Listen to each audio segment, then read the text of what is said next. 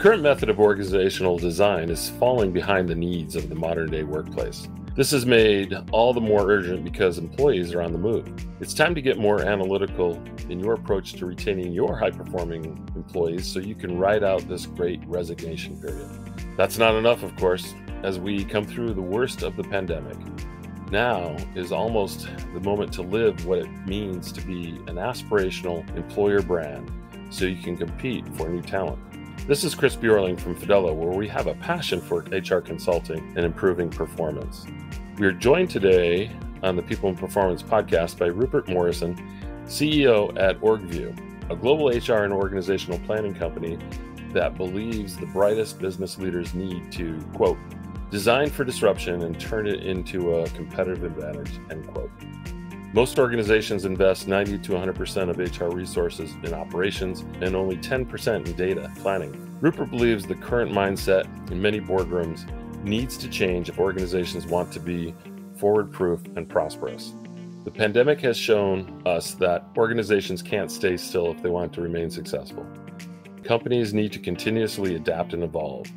It's not easy to change the organization's vision and practices, but it can really pay off if you do. This episode will include a discussion of the why and the how organizational planning and analysis keeps business agile and sets up to grow in sustainable ways. In fact, as part of today's conversation, Rupert is going to share findings showing a twofold increase in productivity when certain org design approaches are adopted. I hope you enjoy this conversation Bill Banham and I have with Rupert today. Hey, Rupert. It's a pleasure to have you on the show today. Great to be here, Bill, and nice to meet you, Chris. So we're gonna delve pretty deep today, Rupert. But before we do, let's start with the essentials. So, big question for you to start with, just to define some things for our listeners, and that is, what is organizational planning and analysis, and why does it matter? So, organizational planning and analysis is the function, the group of activities owned by the OP&A function, which is the organizational planning and analysis function, responsible for ensuring the strategy is translated so that you can do the organization design. So it's interpreting and leveraging the strategy so the op model is designed effectively so you can execute that strategy. It's then ensuring that all the roles are defined, the work that's needed is understood with the competencies to do that work, and that the workforce is planned over time. So you've got the right people doing the right things in the right number at the right place, so you can execute on the organizational plans and fundamentally the strategy. And it also uses the analysis to pull the levers so you can drive greater performance. And it's a continual process that happens. Often people think of organization design as a one-off, and perhaps in long enough in the past, it was more of a one-off. But now with the rate of change and the need to constantly improve performance, we see organization design as continuous, and obviously plan, do, and review. That process has always been continuous. Excellent. I love that, the continuous nature that you're putting it into. In the world that we see, though, however, sometimes we see businesses not fully understanding the duties and the outputs of their employees. Is that it? Do you have any reasons for why you think they're kind of stuck not knowing those types of things? I think the first reason, Chris, is they don't even ask the question. So often we're victims of not asking the right questions. We ask the question, who are our people? And we ask, what's the span of control and how many people are they managing? But we don't ask the question, what do people do? What is the work? And are the right people doing the work? And so that starts with asking the right questions. Beyond that, the work is not defined. So sometimes people might create a value chain, typically in a PowerPoint slide or something like that. But you want to break the value chain down into the activities and the decisions, and then measure who's doing what work. Are they enjoying the work? Do they believe they're the right people doing the work? And when you know the cost of each person and you know where they're spending their time, you can actually quantify the cost of the work, the level of fragmentation of the work, how bureaucratic it is, the locations of work's happening. And from that, you can start to optimize the work. So for instance, you can start to say, should we be doing this, or should we automate it, or should we outsource it, or should we, and there's lots of questions. And I talk a lot about what if questions. What if we would outsource it? What would the impact be? What would the benefit be?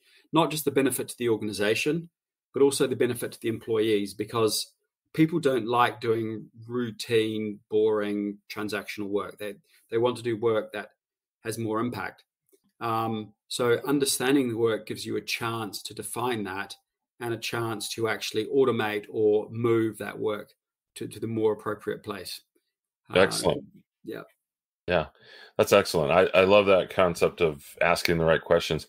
And I appreciate it as we go through here, as we're looking at people and performance, that you've addressed the need that sometimes, hey, we need to step outside the human bandwidth and say, can we do this, through automation? Can we do it through other means? Does it improve the work-life quality of the individuals that are staying around, and are they being satisfied and doing the right thing? So love all of that stuff. So that's brilliant. Question for you now. You referenced 2 points in what you were talking about. The first was the strategy. So as you're looking forward to doing this type of planning, there's a strategy, and then you talk about people doing it. So the question that I have for you is, who's really in control of the strategy, and who should control the execution of the redesign? So fundamentally, the CEO has to control the strategy, and the exco, the senior leaders, should be inputting to that and translating for their functions or their business units that strategy and executing down. But it's first and foremost, it's the CEO. And to an extent, I don't think the strategy can be agreed by a committee either. Committees make very bad decision-making groups as well. So I think really the CEO has to take accountability, clearly getting input and everything else, but take accountability for designing. It's actually designing the strategy. You don't just plan it. And the word strategy is so misunderstood and so badly applied. Too often people get confused, and you say, what's your strategy? And they just list out goals, or they list out aspirations. They don't get to what are the actions required to achieve those goals. And there's so much fluff as well in this. There's people just say vacuous words, and it sounds great. So it's really the role of the CEO to make sure that the words are understood, and the intent and the priorities are really understood, and what actions required. It's then the job of the org design professional, so that the head of the OP&A function that I described, and org design professionals, to take that strategy, make sure it is clear, develop really robust case for change and design criteria, so that you can make decisions between the different options that you will have for executing that strategy. There's never a perfect org design. There's only the optimal org design given the strategy and given the criteria you set. And this is part of the problem, that people often use operating model design and sort of what I call macro design as a way of fixing underlying problems that may not be the ideal way of solving them. Sometimes it's just lack of role clarity that they need to know, or not having the skills to be able to execute what they need to know. That is the problem. So I would say that you should not use the operating model design and org design as the solution to what might be a strategic imperative. First, ask the question, can we solve the strategy in another way? If we can't, and we have to go to heart surgery and change the operating model, then that case for change had better be overwhelming. And the OD professional and the CEO need to be joined at the hip on that. I love that. Go to the heart and change the heart. That's a great thing, because sometimes, when you do this, we see organizations just rush through it. They kind of do it in a, they don't really take the time to understand and to ask the questions and to put themselves in the right parameters, saying, can this be done this way most efficiently? And in the case for change, if you're going to do op model design, it's got to be financially sound. It's got to be implementable. but it's also got to be emotionally robust. It has to stand the test of time, because the strategy should not be changing every year by definition. And so therefore your op model shouldn't be changing every year by definition. And the number of times I speak to clients and they just, the reference they always use is, chairs on the Titanic and just moving things around, trying to solve a strategic issue by just changing accountabilities and org charts. It's really quite negligent to do that, because you're impacting people's lives, and you're creating confusion, and you're reducing your ability to be effective. So you have to be thoughtful. Doing strategy requires thought and hard work, and then as does proper org design. Brilliant. Okay, well, let's talk about some of that strategy and that thought now, if you don't mind. One of OrgView's recent white papers suggests that companies can recover the cost of project investment within 12 months. That's not bad. By consolidating manual processes and improving data quality to reduce time spent on reporting, Rupert. We'll talk about the cost and time savings a bit more in a moment, but first, what goes into consolidating manual processes and improving data quality then? Where does the HR department and other departments, fit in as part of those processes? Well, the first thing, it goes back to one of your earlier questions, which is what are the questions you're trying to answer? So therefore, what data do you need? So I always like to start with the hypothesis and questions first, and then the data. So that's point number one. Too often, people just go about building a huge white elephant and then forget the question they're asking. They just, we just need to, get a whole database built. And what was the question again? So the first thing is, what are you trying to do? What do you need to measure? And then what are our data sources? Now, the other thing is, if it's a one-off question, fine, get the data up from your source, manipulate it in Excel and do your analysis and answer your question. More often than not, most questions need to be repeated. You need to repeat the answer. So then you want to create an ETL process where you extract, transform, and load the data into your system. You have to get the data clean. There are lots of different ways of cleaning data. In OrgView, we call it painting with data, so visually cleaning it, crowdsourcing that process, and then just making sure that process is repeatable. And a lot of this also comes down to master data management, so having really clear definitions and terms for what you call things. So I like to think of, what are your key organizational dimensions? So it could be business unit, it could be function, it could be geography. Naming those things consistently everywhere is important. These things change. You need a process for managing those changes. So it's really a discipline, but it doesn't have to take armies of people. And modern technology is amazing at how fast you can do these things. And I think people will be amazed at how quickly you can get a version of truth done.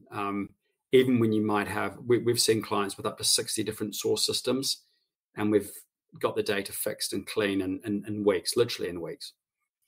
Rupert, you're not going to believe this, but we are already running out of time, I'm afraid, because we keep these podcasts fairly succinct and bite-sized for our fantastic audience. But one question we do like to ask our guests, but as part of the wrap-up, from a culture and people processes perspective, Rupert. And my goodness me, we've had some wonderful answers to this question so far. But in your opinion, from a culture and people processes perspective, what does a high-performing company mean to you? To me, it's a company that has a very clear strategy, that's highly differentiated, that will stand the test of time, and the organization is effective at doing all the activities, doing all the work required to execute on that. And if you're doing that, if you're executing against a well-defined strategy, you will be high performing. You will outperform the market, however you want to define performance. But performance really, in my mind, has to be defined as your ability to execute the strategy and the plans that you set yourself. that's really the bar for high performance. It presupposes that you actually have a clear strategy, that's a worthwhile strategy in the first place, and often that is not the case either. So you need both. Awesome, thank you very much. And Chris, why don't you take it home with the final question for today? I'm here for it. Rupert, how can we learn more? Thank you. So you can go to orgview.com. So that's ORGV for Victor, U for unicorn, VUE, E for echo.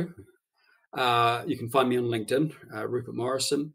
Also, I published my book, Data Driven Organization Design, back in October 2015. So I took the brave decision to write a second edition, and I'm pleased to say that second edition came out in October, end of October, if you're in North America.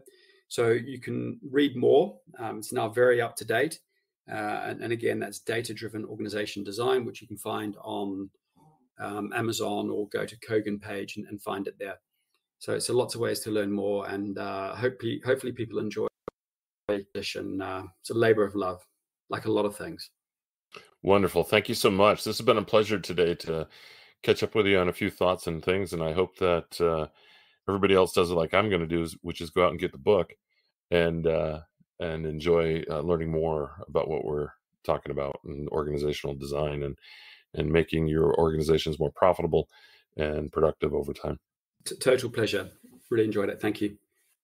Thank you. And listeners, thank you. And until next time, please listen to some of our other episodes, because we've got lots of awesome guests, and we'll be back again very soon. This podcast is supported by Fidello Inc., a consulting firm specializing in improving human performance. Through their products and services, Fidello helps clients design, develop, and implement strategic integrated human resource processes and systems. Learn more at fidello.com. That's FIDELLO.com.